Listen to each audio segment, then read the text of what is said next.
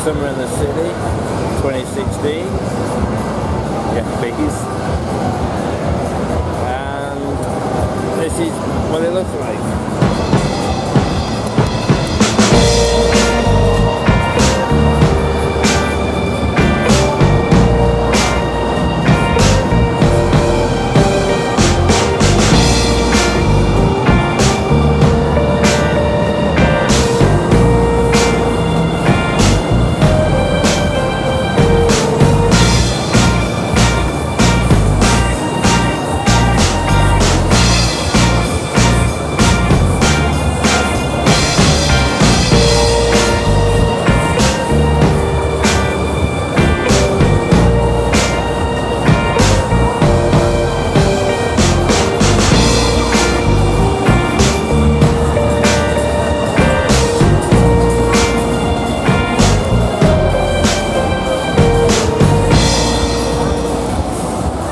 So that's the venue, it's day one, so that's about all there is to see at the moment.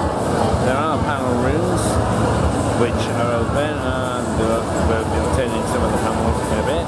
And then tomorrow the main event kicks off, so there'll be the live stages and some other stuff. Slash presenter, slash blah blah blah, isn't it? And I have been YouTubing or whatever for like 5 years. I went full time last year and it's been crazy. It was good fun.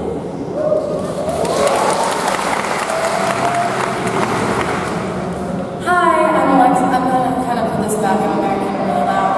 Hi, I'm Alexa and I am a YouTuber, a student, and a few other things too.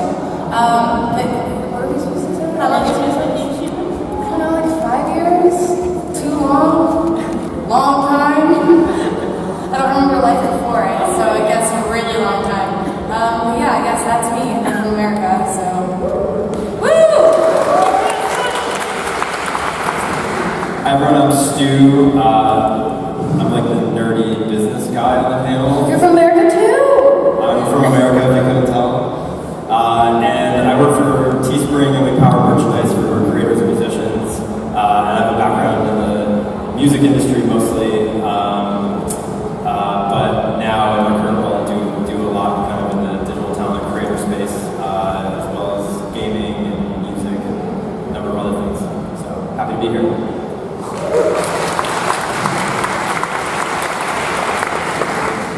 So as we're here today to talk about how to make a living online, I thought it'd be really great to talk about first with you guys is when was the kind of moment that you realised that this was going to be kind of a money maker for you? Like, what was the first point you thought, oh, actually, this is something that could really make me into something like directly online? Do you want to start, Alexa? I was 16 and I got my first brand deal with Furby. And when I was 16, the amount of money that I made on that brand deal, I thought I was so rich. I was like, I'm 16, like I can go crazy with this money. And I think it was then, I've never had another job besides like babysitting because I was so young when I started YouTube. So for me, I don't know, I don't want to say this, it's really bad, but the only other money that I made besides babysitting and YouTube was selling fake IDs and making money doing that. So I think once I was doing something legal to make money, I was like, yeah, I might as well just keep doing this. So yeah, I guess it's just been like that ever since. Yeah, I guess it would be my first brand deal. I was like a YouTuber, but I was like a very different YouTuber and hanging with all my pals, so I get like brand deals here and there, and I used to like, you know, watch my friends do the crave challenge and like, yes, be really jealous, be like, I want to do the crave challenge, I want to do a small deal, and then I got signed to a network, and they called me up on the phone, they were like, hi Tony, and I was like, oh, my network is actually talking to me, and they were like, yeah, we just want to know if you're up for doing a brand deal, and I was like, yeah, sure, of course, just like asking all these questions, and then I was like, just out of curiosity, how much is it, you know, like when you're trying to be really sly, like, just how much is it? And she told me, and I was just like, cool, okay, thanks, bye. Mom, we're making money. It was so much fun. I had no idea what I was doing. I just had to pretend that I knew what the invoice was. But after that, yeah, it was pretty fun. I was still like 4 hours, but you know, that sounds like me and my first brand deal. Yeah. I think I cried. It's so funny, they just expect you to know that like, can you send an invoice over? And then next week I'm like, and I did what? what? I don't know. It's fine. Find a template online. That's really good. Is that invoicing? Yeah, it's terrifying. I still don't know how to do that. I have an app that does it for me. I just put in an amount and it just sends it for it. It goes, hiya, Luke sent you an invoice. It's great. Yeah, it's really cute. So I had a really weird one because I started YouTube like a long time ago before it was money based. And I did it for 2.5 years before I owned anything. And the main part of the reason for that was because my account was banned for monetization. Because my sister was clicking my ads for me. Basically, my sister was at work, and I was like, oh, when anyone clicks an ad, I get a little bit of money. And my sister then sat clicking my ads for me. And obviously, because it came from the same address as me, YouTube banned me. And then I made a new channel called Luke Is Not Sexy. Wait, what was your first one? Luke Couple. Wow! Yeah. So I had a channel with Luke Couple for a while. It was terrible. All my videos were black and white because I didn't want to show that I was ginger. And then that got banned as well. Thanks, sister. And after that, I had to sign to a network because I had no way of monetizing. I signed to a network on Channel Flip, and I started earning £50 a month from them, which was nice. It was nice to put pocket money when I was living at home. And so I didn't really have a moment where I suddenly went, oh my gosh, this could be my job. Except maybe when I quit uni in order to do YouTube. That would be it. By the time I got to uni, it was paying me quite a nice little bit. It was getting me through uni. But when I quit, that was really like, oh my gosh, I'm an adult and my job is this. And that's stupid. So that would have been the moment, I think. Yeah. That's awesome. So, Alexa and Adobe, you both mentioned that the first kind of time was when you did a brand deal. Are there any kind of, well, actually, let's start with, how do you work with? I've got to share stuff. Like, sure, YouTube is my job and everything, and I'm getting money from revenues and all this stuff. You now pays blah blah blah. But I'd still do all of it if it didn't pay. Yeah, just wanted to mention that. But anyway, music and touring, and I also do merchandise, but that mostly just pays my mum. I employ my mum to like do all the little t-shirts and things like that. Go see my merch. Go say hi. Penny, my little sister's there. My mum and my brother are also there. Paying him as well. But yeah, go say hi to him. And that's my $1. Oh, and like other things like presenting, like I work for Coca-Cola, things like that. Yeah, just like loads of different places. Talking about money really freaks me out. Good thing about the money you can have. Open panel question. With YouTube and things, obviously when it comes to monetization, a lot of people struggle with copyright. From the point of view when you're reviewing music or you're talking about artists, there's always that worry of maybe putting something in your video that's then going to get deleted or taken down. How do you deal with copyright, and do you have any advice for fellow YouTubers that might be concerned? I had a really big problem with this recently. I did a song parody of 21 Pilots called so there's a song, 21 Pilots called Heathens, and I did a song called Vegans. So the problem is, I think YouTube, I don't know if anyone here is from YouTube is here, and I'd love to talk about it if you are, but I think their problem is incredibly flawed at the moment.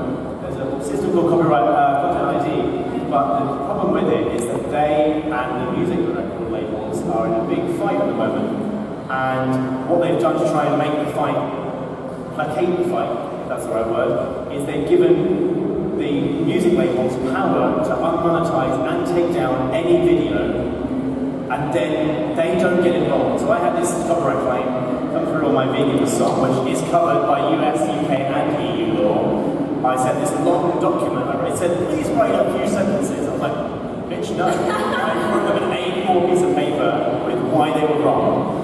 But YouTube don't get involved. They leave it up to, in this case, Warner, to deal with the issue. I lost 100,000 views of revenue because of that. And it's my belief that if Warner are then wrong, they should pay me that money. And they should be more scared to claim things just in case they're wrong. If I wrote a song or something, like the actual song, fine. I had the backing track made by somebody else for me. I had the lyrics written by me, and I was covered by parody law and fair use law in 3 different jurisdictions.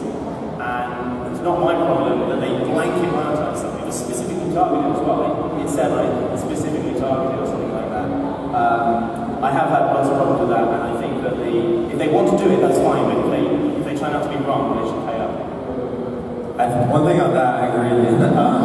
But coming from the music industry, I think the music industry is like so living in the past still, and doesn't understand open platforms, and doesn't understand that they're leaving money on the table, and that they're, that it's exposure for the artist, and it's unfortunate to see that. Well, it's like artists don't even make money on sales anymore. They make money on touring, so it's ridiculous that they do that. Yeah. But personally, I've just learned to not use anything I only use royalty-free music, whether it's friends making songs just for my videos, or it's a friend who's never going to sell their song to a label, or I have another friend that's a DJ that just privately owns all of his own music because he doesn't make money in sales, he makes money touring. Or I just go to like jingle pumps and get music that sounds decent and throw it in. So yeah, it sucks because there's some songs that are perfect for a certain video, but you just have to kind of know that you just can't do that. I used to do a series. I used to dance around to songs, my favorite songs, on my second channel. It was called Far Too Jolly for a Music Video. I can't do them anymore because they just they get rid of the music. They just take the audio from it, and then it's just me nothing's happening. And it makes me so sad because those are my favorite. I love dancing along. I tried to do royalty-free carpool karaoke, and I think it was the worst thing I've ever heard. What did you sing? Happy birthday? Oh, no, yeah, we were singing, literally coming to classical music and singing That's the best side. yeah, it was so bad. That's why they have Musical.ly now, though. You can dance there. I'm not 12. Any more questions? We'll just go one more. There's the lady on the third row back. Yeah. Hi. Hi, Goody. Hello. I'm doing my master's dissertation on YouTube as a virtual job and community engagement. And I was just wondering, what do you think the perception of YouTube as like a fun hobby? How does that impact your ability to make a living from it? Wow.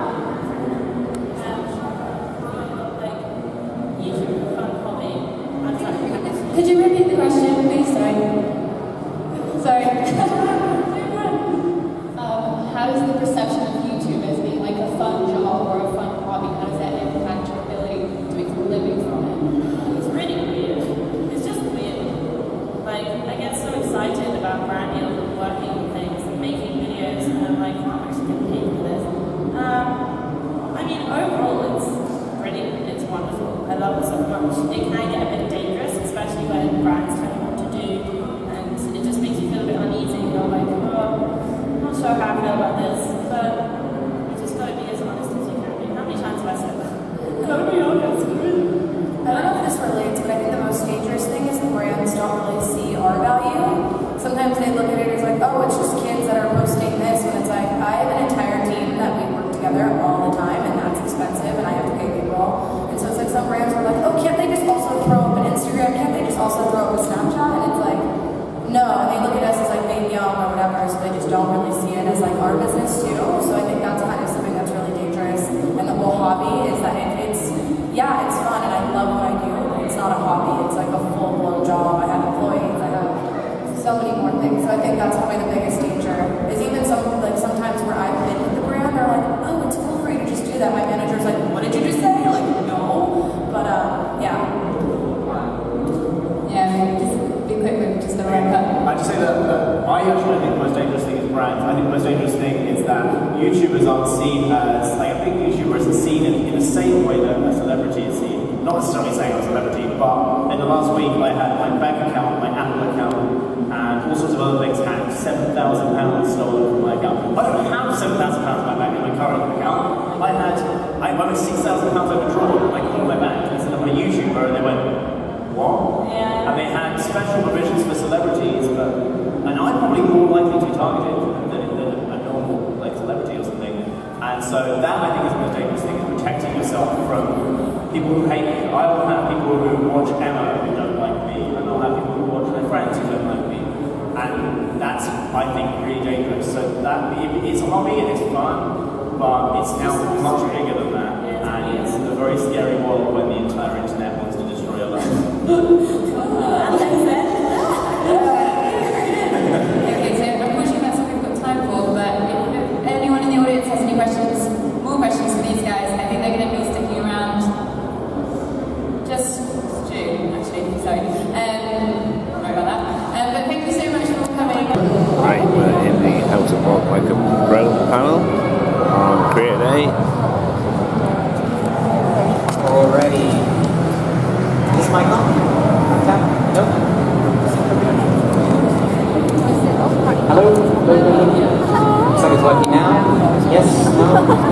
Yes? Okay, sweet. Hi, how's it going? People having a good... Somebody is having a good time. Nice. I always like doing a cheer because then everybody kind of goes, ooh, who's that? Thank you so much for coming.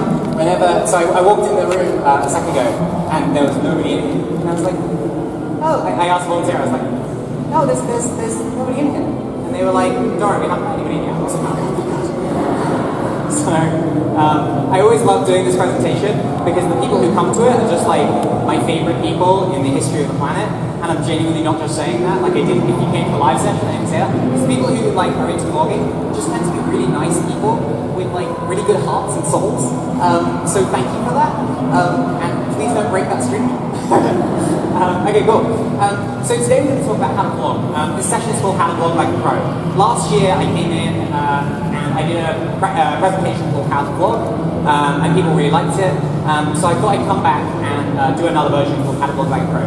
Did anyone come to last year's How to Vlog? 1, 2, okay, most of you did. There it is. Apology, what's your name? Megan King. Thank you, Megan, for coming. It's always nice to meet a fan. But like, so there is some overlap between last year, but like, I've tried to include some new stuff, and hopefully there'll be time for questions at the end. So, Megan, if you want to ask a really hard question that I haven't thought about, then definitely do that. Okay, cool. So, I have been coming to Summer in the City for a long, long time. Back when I had really nice floppy hair and shot with DV cameras. Anyone remember DV? Okay, some of us. DV, fun fact guys, we used to shoot on tapes. Yeah, I'm not joking. We used to shoot like digital video on tapes. This is one of those things that like has definitely died, and I'm very happy it's died. Those tapes were not fun. So I've been coming to San Francisco for a long time because before I was a YouTube employee, I was a YouTuber. So this is a picture of me when I was 16 years old. Again, with floppy hair. And you know, I've vlogged for a long time. Still vlog once in a while, but in addition to kind of doing that, I also worked on a lot of other projects. So on the left there is something called Project Library, which was, some people remember it, it was nice. It was an action comedy web series. And the other thing is something called Stick It, which was a live streaming variety show, which raised £20,000 for UNICEF and was viewed by over 1 million people. Which is just amazing. Like, it's so incredibly, like, it's one of those things that, like, £20,000, sometimes you'll see, like, oh, PewDiePie just raised $1.5 million for charity water, and you're kind of like, my work seems so, you know, useless now. But it's one of those things that, like, when, you know, I still will go back sometimes and I'll look at the videos and I'll just, you know, it's just, and whenever we can use this, this format to kind of change the world and make things better, like, I always really enjoy doing that. Like, you know, the first Project for Awesome, just gone off on a tangent. The first Project for Awesome was done by the Vlog Brothers when they had about 1,000 subscribers. They were able to, like, they were like, oh, we've got such a giant audience, we need to use it to change the world. So, these are those little things. This presentation, so I was writing this presentation, and I was thinking, okay, how do I write this presentation? How do I make it the most awesome? How do I make it the most useful? How do I make it so something by people who already know a lot about vlogging, who've already watched a lot of videos, already think about it a lot, like, how can I make something that is going to, like, be useful to them? Because that's always the goal when I make stuff, is like, I really, really hope that you take something away from this, and you're like, oh, I've never thought about that before. Like, some of the stuff in this presentation, hopefully you'll completely disagree with. You'll be like, that's dumb, I'm never going to do that in my practice. That's a really, really good thing, because you come close to clarity. But what I hope is that you approach this with an open mind and go, hey, let's try it. Because this is one of those things, this is an evolving art form. There are no rules to it yet. If there were, it would be pretty boring. So I chatted to a bunch of my friends. These are just the ones I have pictures on Facebook with. And just trying to think about, like, how can we do this? It's one of those things where anytime I get into a room with a vlogger, I try and, like, ask them questions and really kind of get into their head. I was hanging out recently with Janet's Pen. I got to spend a day with her. And it was just fascinating listening to how she thought about, like, mixing trending topics and, like, parodying them and just doing some really smart things. So this is one of those things that everybody's thinking about, everybody's improving all the time. Okay, so I've got kind of, well, on the slide it says 2 vlogging tips. I swear there is a number 1 there. So there's 12 vlogging tips, here they are. This is kind of, and that's my presentation. So there's 12 tips. We're going to run through them. Some are quicker than others. So if we get to tip 3 and you're thinking, oh god, I'm going to be here all night, like don't worry, some are faster than others. But yeah, so this is some things that we're thinking about. So when YouTube first started, you know, people have been doing video for a really long time, right? Like video wasn't especially new or interesting. But when video kind of became democratized in 2004, then when 2005, when YouTube launched, like when DV, I used to have a t-shirt that said, DV is the new punk. And that t-shirt became really dated really quickly. You know, the thing that people were doing differently at that point is they were telling the truth. Their goal was, I want to tell the truth to my audience. They weren't presenting, they weren't, you know, hosting like any traditional reporter. They were really trying to tell the truth as much as possible. And I think as we, you know, as a lot of this presentation is about how to polish your content, how to make it look professional, how to make it look amazing. But remember, like ultimately, the reason we love YouTube, or at least the reason I think that a lot of people like YouTube, is because it's people telling the truth. It's people being open and honest and kind of sharing something about their lives. So I think that it's always worth thinking about, like sometimes we use other words for this, we call it authenticity, or we call it something else, but I think just try and tell the truth to your audience. And I think often it's the videos you're most afraid to upload, because you think, oh, this is way too honest, like, you know, people are going to hate this, people are going to think I'm being self-serving. Often it's the videos that you're afraid to upload that end up doing the best, especially in blogging.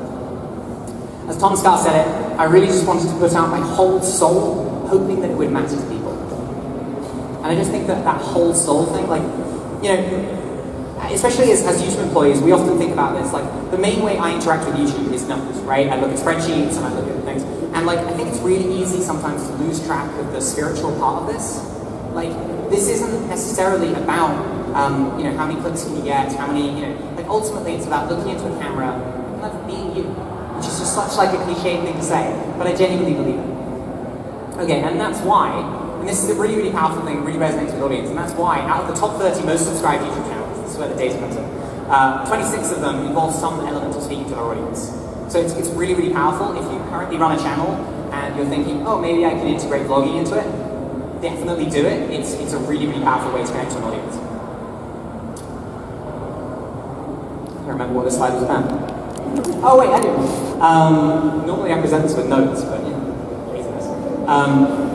Telling your audience is the difference between gaining an audience and gaining a community. And so it's just a really, really powerful way. Okay, so the first thing that you kind of need to do is like discover your identity. You know, and you might think, oh, well, to be a YouTuber, I've got to be high energy, I've got to be super positive.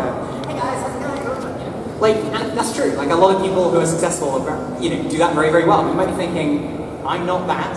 I'm a British guy. I'm from the north. That's not my vibe, man. This is Kyan, and I think he's really, really good at showing that you don't have to be super bright, high energy to do this. Right. So I'm going to kind of break it down. A lot of people do it in a lot of different ways, and especially, you know, people find ideas in the shower, people find their ideas, you know, while running, and that's kind of great, and it's awesome when you're first starting out, and, you know, like, your livelihood doesn't depend on, you know, you making a video that gets a lot of views. So, you know, it works initially, but then after a while, you might find that you want to develop, like, processes for, like, generating ideas. So Nikki and Sammy do this thing, they meet every week, and they look at all the formats that are trending, all the things that their other friends are making, like, you know, what are people searching for? They look at Google Trends, they look at as many data sources as they can find, and they don't just do those videos, right? They then see if they have a creative spark. You know, this is a conversation I was having with Jen. Jen does a very similar thing, and she really looks and says, okay, everybody else is making room tour videos. Is there a way that I can do that, twist that into my own unique way? Her room tour video, by the way, if you haven't seen it, is amazing. There's a bit in her room tour video where she just opens a drawer and it's just inexplicably full of peanuts. And she's like, oh, they're there if I get hungry. And it's just one of those things where you realize you're not actually watching a room tour video, you're watching this like postmodern take on a room tour. It's amazing, gotta check it out. The other thing that you can do, this is Danny. Danny used to run a channel called The Graduate Report, which is really, really, really weird. You should definitely check it out. And what he used to do is, like, he wanted to work out which ideas were going to resonate with an audience, right?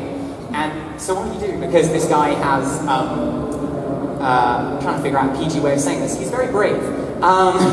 He's incredibly brave, so what he does is, or what he did, is he would go on stage, he would go to an open mic and perform his next vlog live in front of an audience.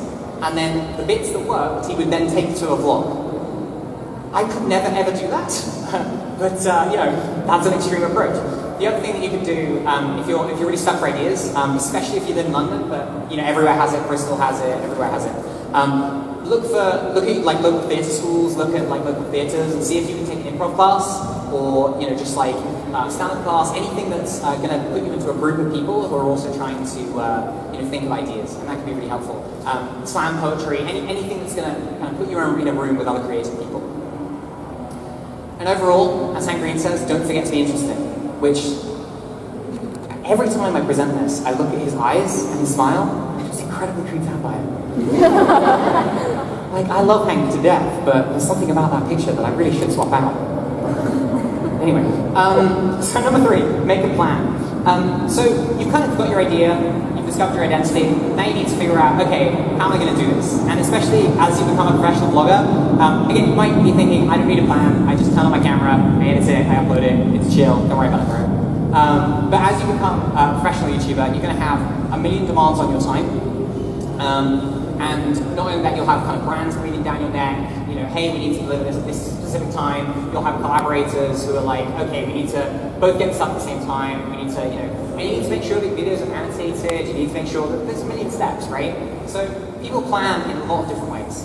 So if you look at Karen Cabot up there, she makes her plans using Google Docs. Hashtag not spawn.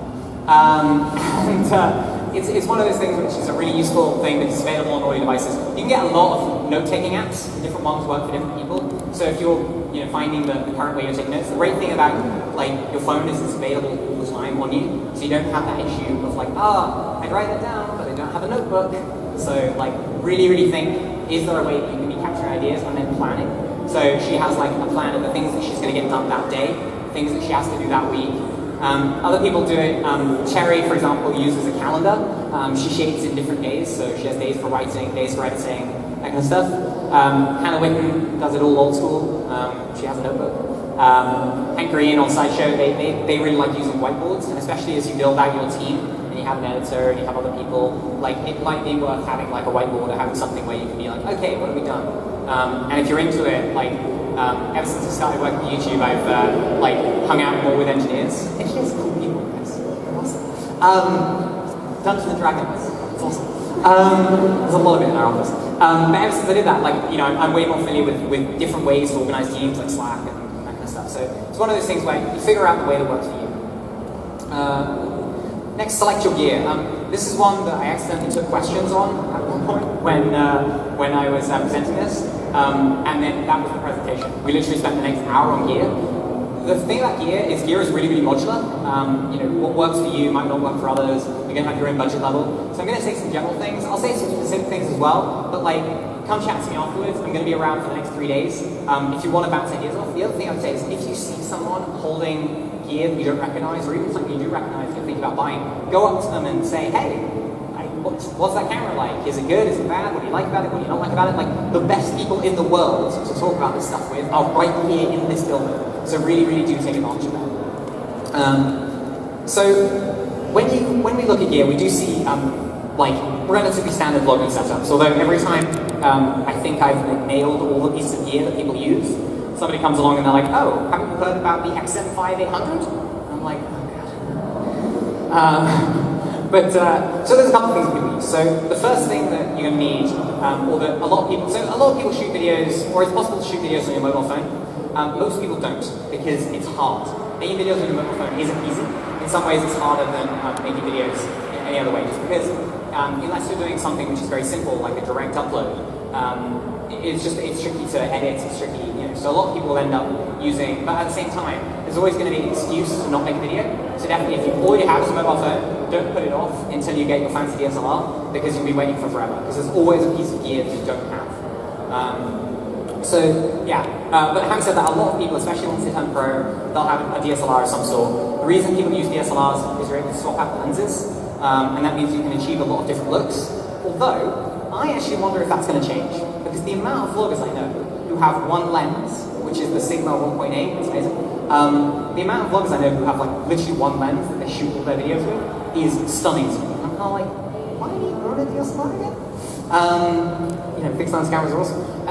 But yeah, so a lot of people use some sort of DSLR. The thing I would say is like, look for one that has autofocus.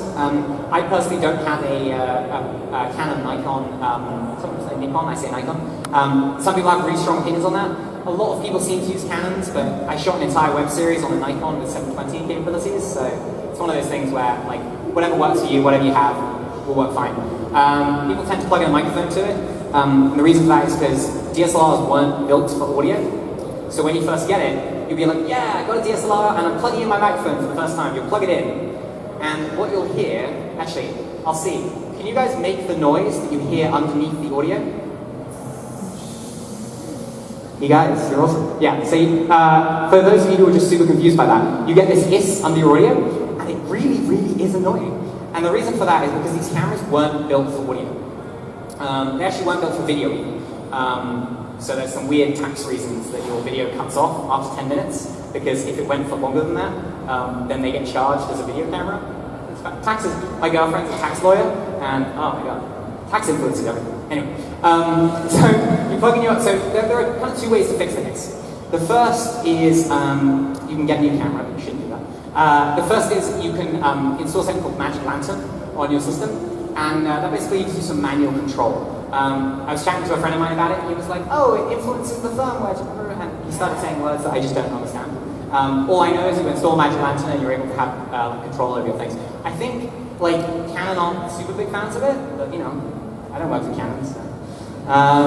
Yeah, so that's one thing to think about. The other thing you can do, if that's, and the thing that I do personally, is I use an H4n, which is over here, or you can use an H1, basically any audio recorder that accepts an input like this.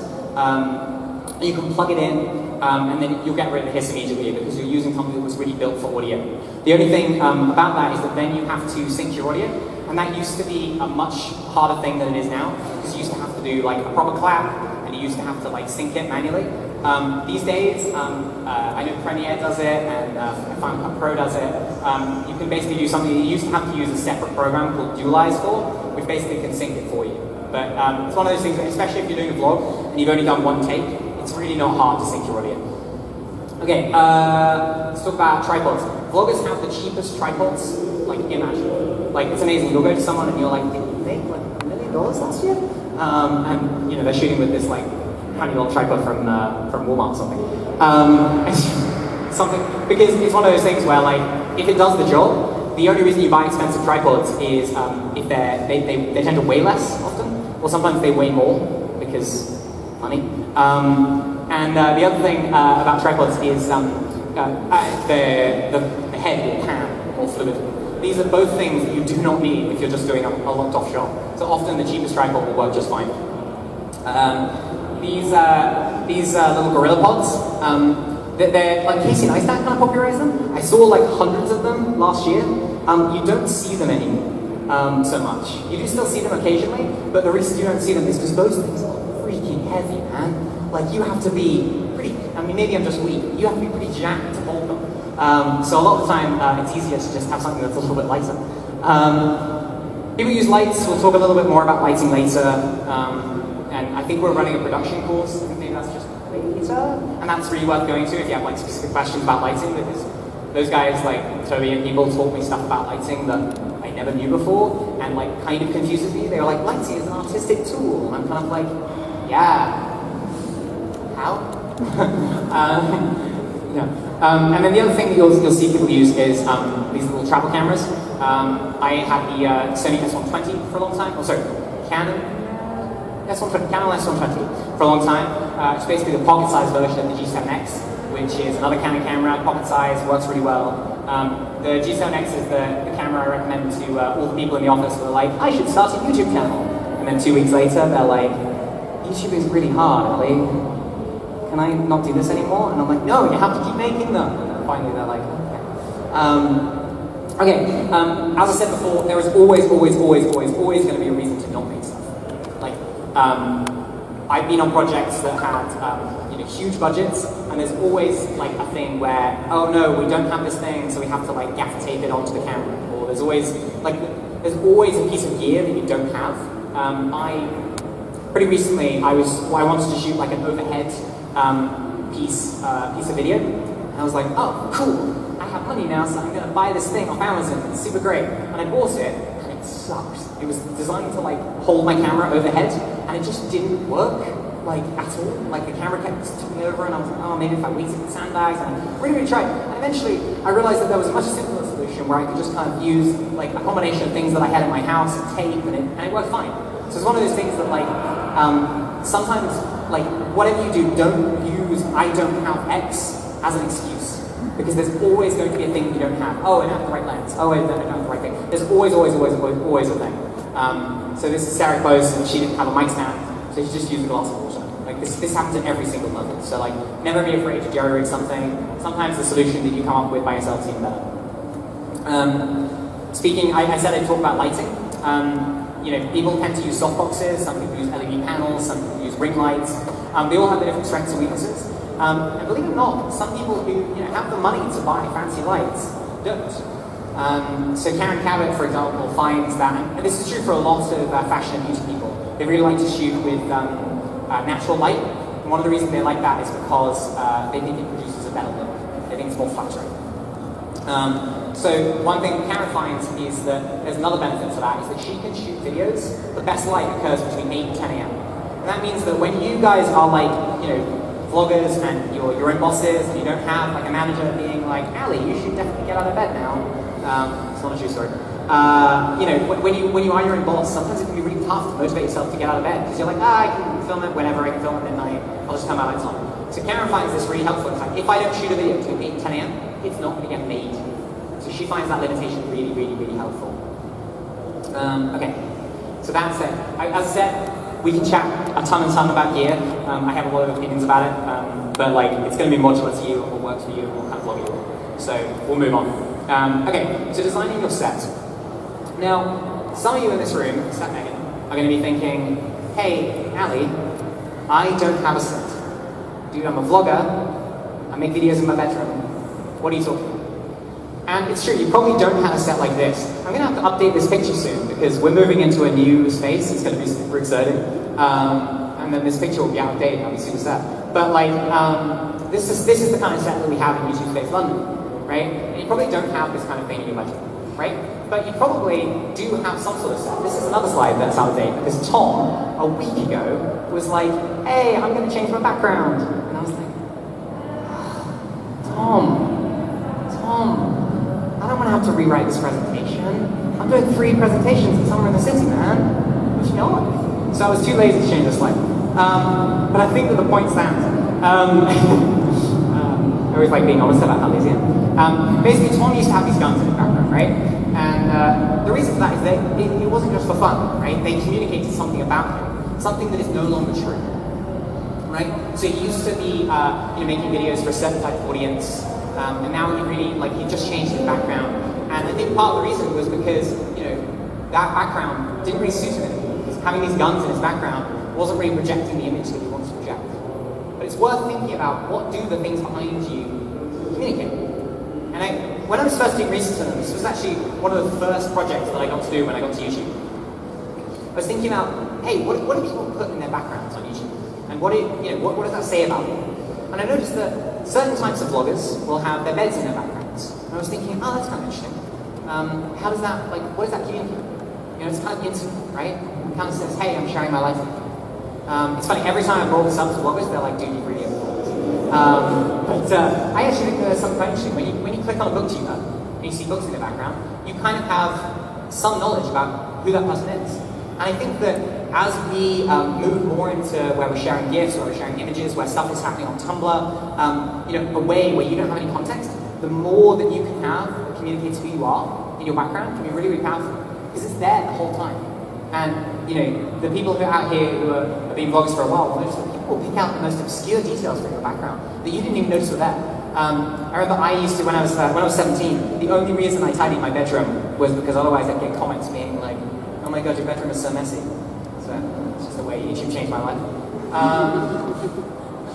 Okay, we see this in the fashion and beauty sector as well. God, I do not remember, I really should have looked at my notes for this. But like an astonishingly high percentage, I think it's 96% of top fashion and beauty channels use some sort of pinks or whites in their color scheme. And you know, it's really interesting because that communicates something about it. And if you're thinking, yeah, but Ali, I've got an amazing faction beauty channel and I wouldn't be caught dead using pixel whites, that's fine too, right? Because that communicates something about you. PewDiePie, most gamers, so as part of the same production design thing, I was looking at gamers. Gamers, this was at least true 6 months ago, gamers shoot almost exclusively in these brown, drab rooms. It's bizarre. Like, I don't know why they all seem to shoot like that. It's kind of changing now. Most of them are shooting, you know, some more green screen stuff going on. But like, until very recently, they were shooting with these brown, drab rooms. And that kind of communicates something about them. And at the same time, PewDiePie was wearing these like bright headphones that were like pink or orange, depending on who you ask. And like, you know, really said something. It said, you know, he was kind of, you know, getting out of that mold. So you can really use your production design to kind of set you apart. You can be like, hey, this is not, you know, this is not Zoella's beauty channel. This is Philip Franco's video for the last month. Actually, it's not the last month, that was November of last year. Something to notice, that's not the same black t-shirt. That's a different black t-shirt for every day. And I went through it and like, I was like stunned. So I was like, how many black t-shirts do you have, man? Like, do you just have like a wardrobe? It's like a cartoon character full of black t-shirts with different types of logos. And like, when I looked at this, I was like super intimidated. I kind of looked at my videos and I was like, oh god, every single one of them looks completely different, right? And so I was thinking about it, and I was thinking, okay, let's go back, right? And when I looked back at Philip Franco's videos, I realized that there was an evolution. You know, like, he didn't come right out the gate with this. It was something that kind of evolved over time. So that was the advice that I give. I was talking to Anne Ford about this last year. And she said, don't compare your chapter 1, this was on the panel we were on. She said, don't compare your chapter 1 to somebody else's chapter 10. And I think that's just incredibly good advice, because it's so easy to look at this and think, I will never get there. But like, it doesn't happen all at once. You know, Philip Franco did not figure out that he looks damn good in black until like, you know, 3 years on YouTube. So like, just let things evolve. Okay, record grade audio. We chatted about audio a little bit before, but here's the twist. Audio is way less about the microphone than you think it is. And there are people here who are thinking, dude, no, you're wrong. My audio sounds terrible, and if I got a new microphone, it would sound amazing. And there's some truth to that.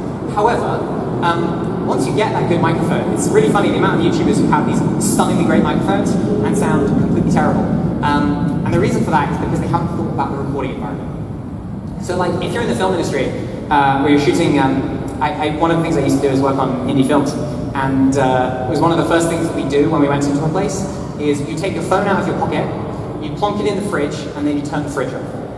And the reason for that was because the fridge makes a lot of noise, but also people get really irritated if you leave their fridge off. So if you leave your phone in it, you'll remember to grab it when you get back. So like, if you can turn off the air conditioning, we don't tend to have them in the UK, but if you turn off the air conditioning, you turn off the fridge, you try and remove the things that make noise. Sometimes different light bulbs will make noise. So it's another reason to bring in your own gear sometimes.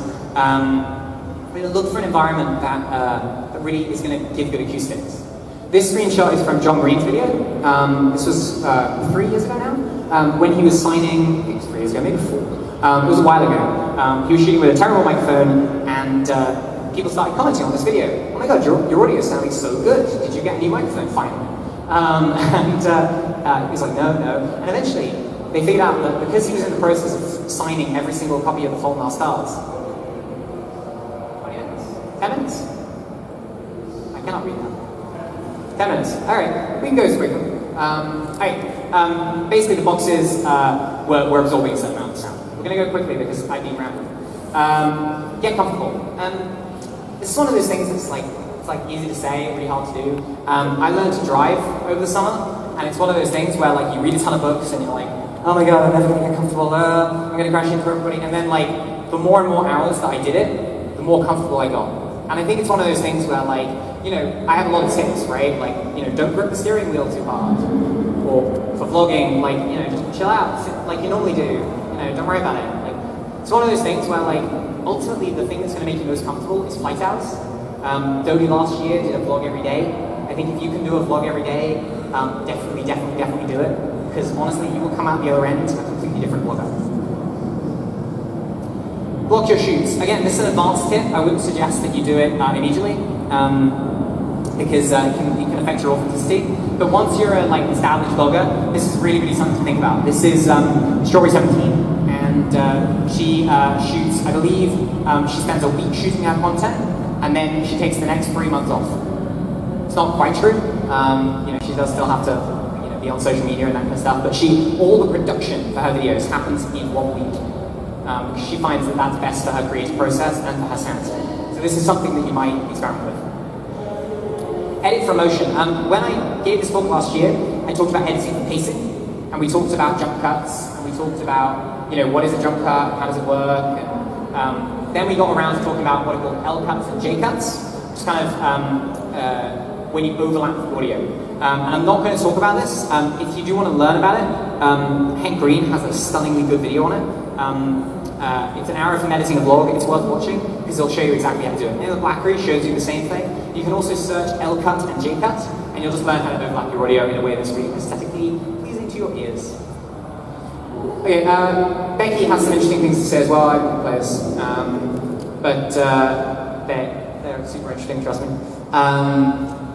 The thing that Becky says is editing is where the story is found. Editing is where you find the emotion, and if you can find the emotion, that's the important thing. Let's move on. Organize your data. It's key.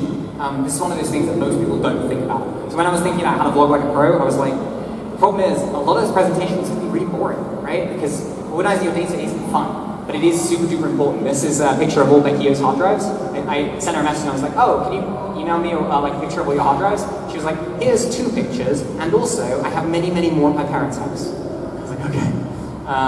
She has a video about how she does her data structure, which I will play, because I think I have enough time. Next advice is organize it as you go, because you'll really, really regret it later. Genuinely, if you go away with one thing and you actually back up that computer, there are 2 things that I think every vlogger should absolutely do. The first is back up your data seriously. The second is make sure your password is a really, really good password, and ideally you have 2-step verification on. This isn't the purpose of this presentation, but the amount of my friends who have lost massive amounts of data, that just videos that we can never get back, or they've been hacked, is just way too many. Okay, the last thing is seek feedback. This is one of those things where, the thing that separates, I said this in my last presentation, the thing that separates great vloggers from good vloggers is they're not afraid to send the video afterwards to a friend. Everybody around you right now, sitting next to you, everybody has an opinion, and they're all potential. So even if they make fashion and beauty videos, and you make gaming videos, and you think there's never a way that we could, collaborate, consider just sending them your video of yourself. This is what the unlisted feature is for. I really do believe, often I get sent videos, and I tend to be pretty good at coming up with titles. It's one of the things that I happen to be good at. Some people are really good at editing. I remember a video I shot here 2 years ago. The first edit was 2.5 minutes, and then I think we cut it down to 1 minute 45, because Michael Dean literally went through it and he was like, you do not need this, you do not need this, you do not need this. And it was really, really painful. I was like, what do I do? That's so great. Leave me alone, Michael. But then it was so much better because of that. It's really, really powerful. And then the final tip is the thing that I kind of started with, right? Be yourself, be you. There are YouTube channels. I did a project a year ago, on niche YouTube communities. And I think there's even a panel that we're doing at SITC with some of the niche YouTube communities that we've kind of discovered. There are YouTube channels for lifts, there are channels for training, there are channels for toilets, that's real. I found a channel the other day that collects plastic chairs. You may laugh, but this is amazing. They're called monoblock chairs. I learned a whole ton of things about monoblock chairs and they're ubiquitous right here. The point is, learn about plastic chairs because, format of the future. But my point is there is a place for absolutely everybody. Really, really be yourself. The way to win the lottery is to buy a lot of lottery tickets. That's the best advice I can give. Make a lot of stuff, because that's how you make something that people respond to. That's everything I have to say. I'm really, really sorry that we're out of time, but the good thing is I don't have a presentation for another 2 hours, so I'll just be outside and let's chat, let's talk about vlogging. Well, that's the first day of summer in the city basically over, and so now me and my sister here are heading for pub in the city at the Foxes for night 2. It's my birthday, let's go get this out of the tree. And then we'll be back tomorrow for the first main day of summer in the city.